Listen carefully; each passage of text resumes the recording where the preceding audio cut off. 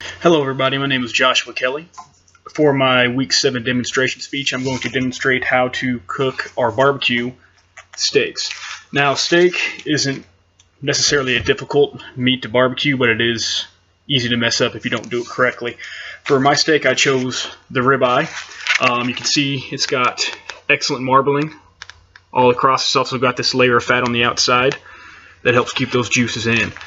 These have been trimmed pretty well. I don't think I have to do any more prep work with these. For this, I'm going to take you through how I season them, how I cook them, and I'll show you the end result as well. I need to get these into the fridge because if they sit out much longer, they'll get to room temperature and they'll go through a defrost, and you'll start to lose that blood and the juice that really makes that steak stay moist. So here we have our steaks. You can see the marbling in the fat. So like I said earlier, I'm not going to trim any of these up. If someone's pretty finicky about their fat, they can cut it off. But for our purposes, we're going to keep that fat on to keep the moisture content up. So what I use on a regular basis is just the Montreal steak and the Steakhouse onion burger. So it's just pretty much a garlic and onion mix. No big thing. So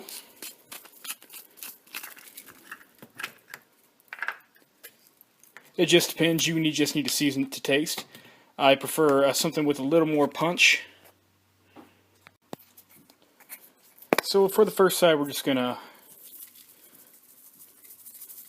liberal coating of the Montreal steak.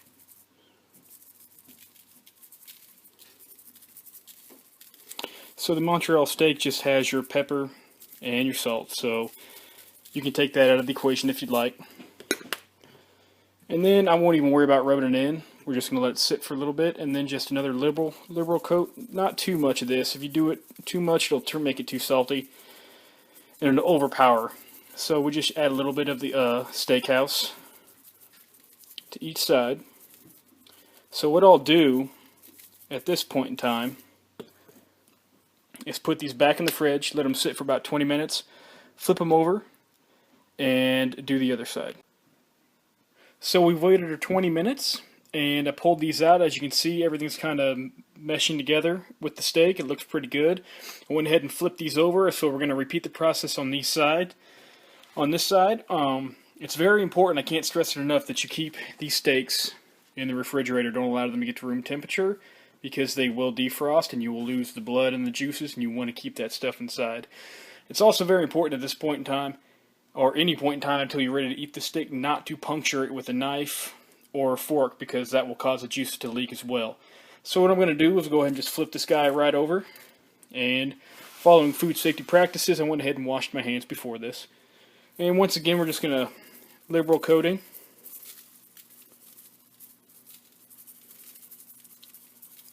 So on the fire, when they sit, a lot of the stuff will cook into the meat or simply fall off. It's not that big of a deal. But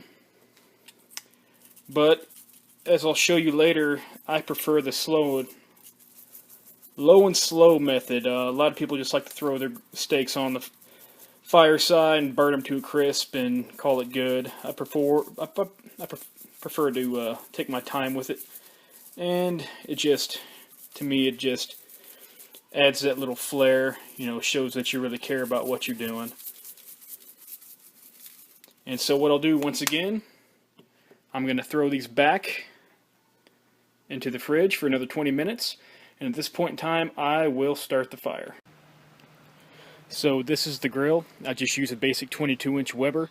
Pretty simple. For this bit, you don't need much charcoal. You just need to keep the heat consistent. I just use standard Kingsford.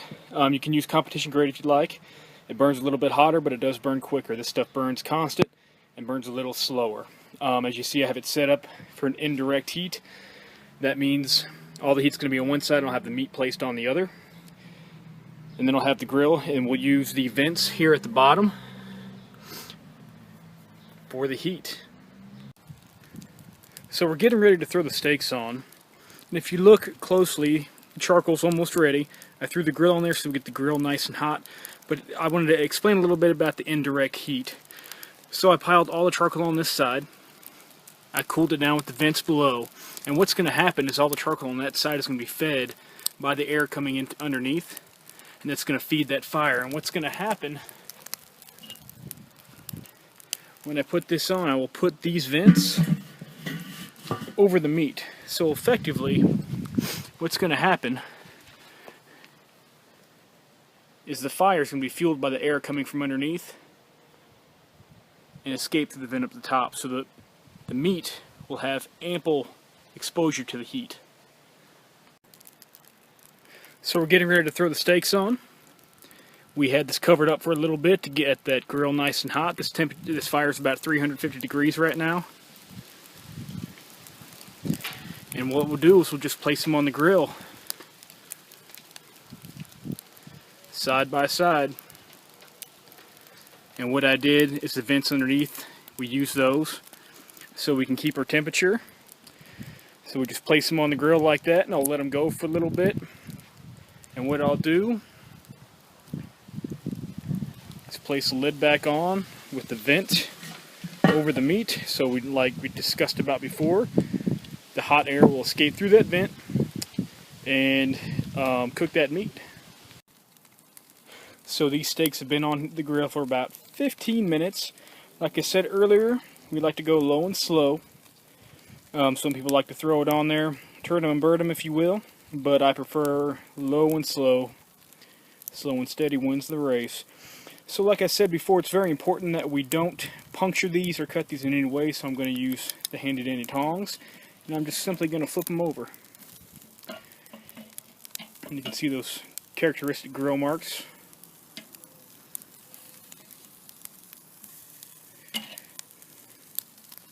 Now truthfully, these steaks should come out medium rare. And I believe there's been a survey put out recently that states the entire world population loves medium rare steak. So I let these steaks sit on this side for about 15 minutes. As you can see, they're turning that iconic golden brown that we like to see in our steaks. Now the reason I like the low and slow method, this gave me ample time to go get the sides going. So these are pretty well done. I'm going to flip them one more time. Just let them sit here for a little bit. After this, what we're going to do is we're going to take these steaks off, let them sit for about 15 minutes, because if we cut them too early, all that juice and everything will leak out, and this entire process will be for naught. So these came off the grill. We let them sit for about 15 minutes. It's very important to let them stand. If you cut into them too early, they'll bleed all the juices out. We cut into these, but if you still see it's minimal juice loss, which is what we want. These came out a perfect medium rare. We like the low and slow method because it gives us ample time to get other things done. While these were on the grill, we prepped and cooked all of their sides. Those sides being green beans, steamed green beans, scalloped potatoes, and sauteed mushrooms. Today I showed you how to make a very delicious steak, sure to win rave reviews at your next barbecue. Be it charcoal, be it gas, everybody has their own way of doing things. This is just mine. I hope you enjoy the fruits of your labor. My family is inside right now enjoying the fruits of ours. Thank you.